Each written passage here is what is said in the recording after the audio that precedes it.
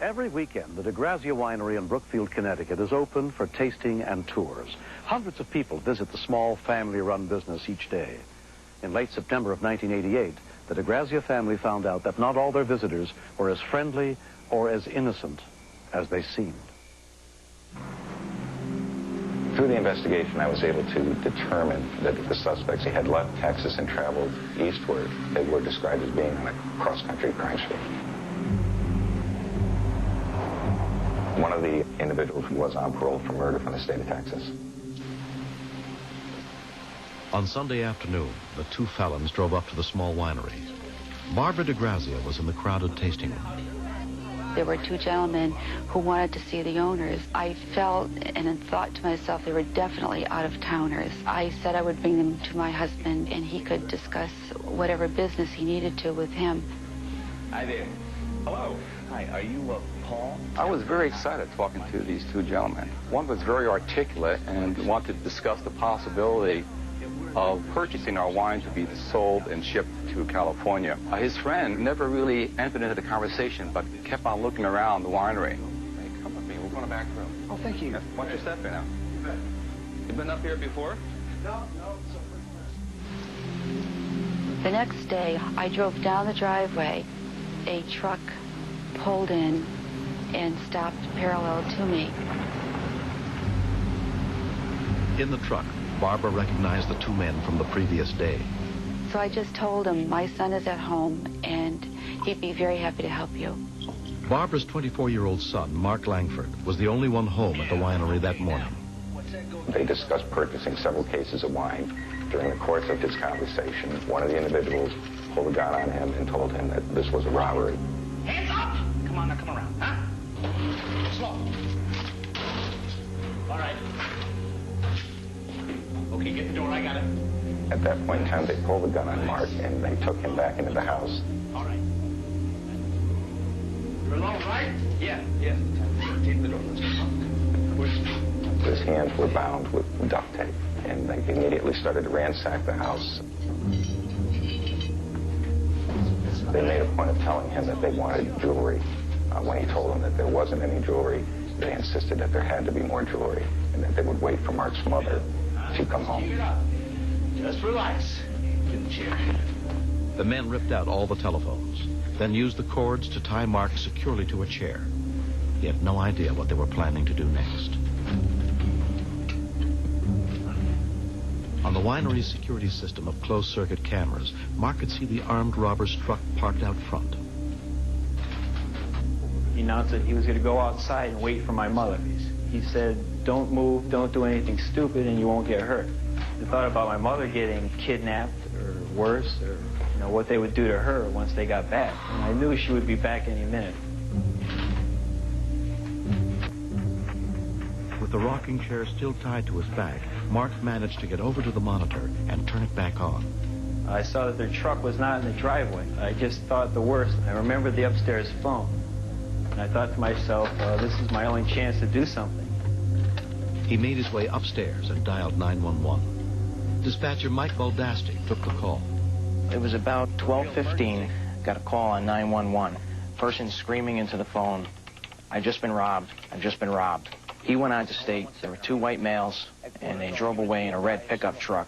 Told him, hold on. Went over the radio. Headquarters, all units. At a signal 13, which is an armed robbery.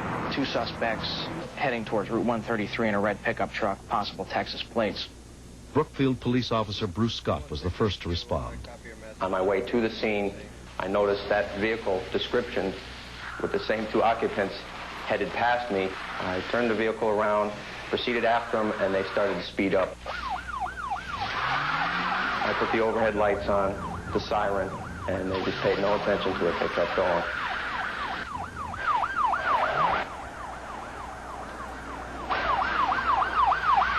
We're hitting pretty high speeds. We're doing 80, 90 miles an hour up the road.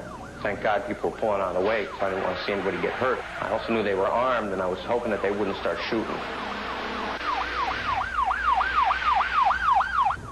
316 When Officer Scott came back on the radio and advised me he was not able to stop the vehicle that they were running from, I again went over the radio and advised the other units this could be the suspects, at which time Sergeant Senior and Officer Wallmiller headed towards Officer Scott's location. 303 will be en route.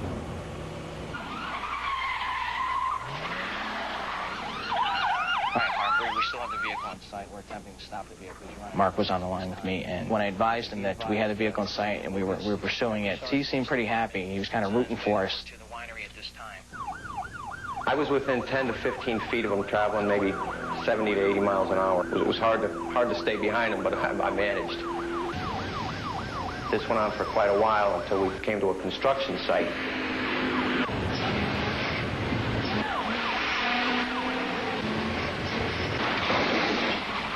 316 HQ. They just hit a vehicle going through a construction site on 202 North. Okay, Bruce, I'll be catching up to you in a couple of minutes. I came in right behind Officer Scott, traveling at 70 miles an hour. When you're driving at a high rate of speed, you do get a little bit of a tunnel vision. You're not too aware of the things happening off the roadway. HQ at Roger 316. I notified New Milford Police Department just north of us and that we were in pursuit of this vehicle, this red pickup. New Milford officer John D. Giovanni joined the chase. I got a call on my radio that the town of Brookfield Police Department was chasing a red truck into our town. To coordinate the chase across two townships, all information had to be relayed through dispatcher Baldasti. 316 HQ. I was constantly advising the dispatcher as to my location at all times so that they could let New Milford know where I was and also let my fellow officers from Brookfield know where I was. But because they couldn't talk to each other directly, valuable time was lost.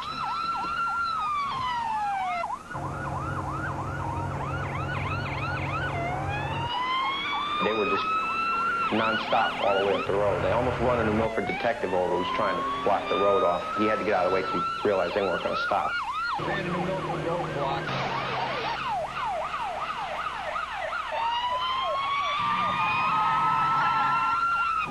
The chase became extremely dangerous to anybody in the area as well as the officers and the occupants of the truck.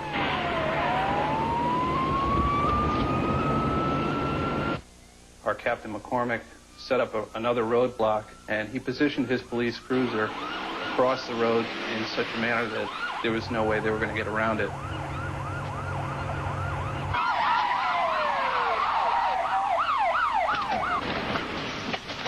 Put your hand out the window! Put your hand out the window! First thing in my mind when they stopped the vehicle was to make sure that they were surrendering and weren't going to start anything else at this point. We didn't want the situation to escalate. Where's the gun? No gun! Where's the gun? The call actually was instrumental in apprehending the suspects. The dispatcher did a fantastic job. He got the information and gave it out over the air immediately, and that's what led to the capture of the suspects. Yeah, John.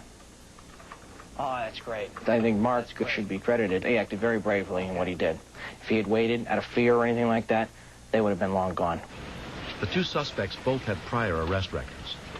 They were convicted of first-degree robbery and sentenced to 7.5 years in prison.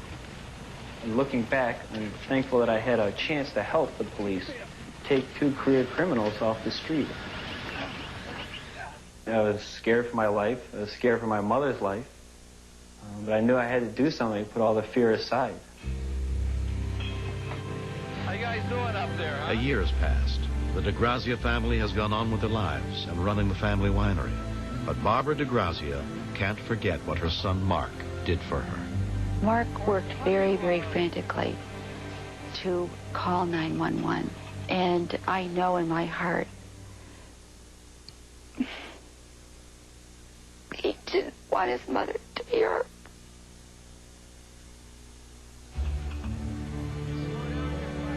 When I think about the bravery Mark showed during this incident, I feel very, very proud of him, and it warms my heart. I love him for that.